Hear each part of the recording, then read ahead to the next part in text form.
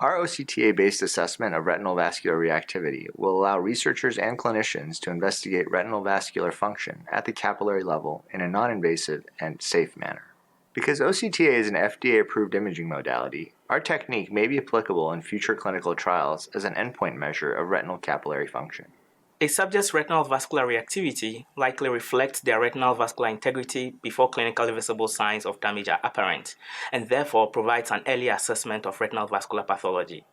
The gas delivery apparatus can be easily adapted to most types of ophthalmic imaging devices and used in a wide array of consenting adult subject populations and retinal vascular diseases.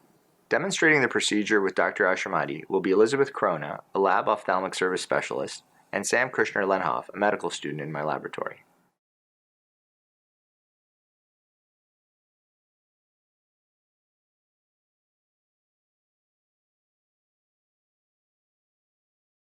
To assemble the apparatus, first use an adapter to connect the Douglas bag to the clean bore tube.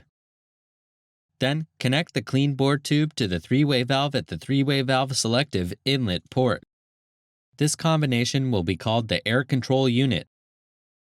Next, use an appropriate adapter to fit an in-house rubber tube into the mouth port of the non-rebreathing valve. Insert the elbow joint into the other end of the tubing. Connect the elbow joint to the gas delivery tubing. This setup will be called the non-rebreathing unit.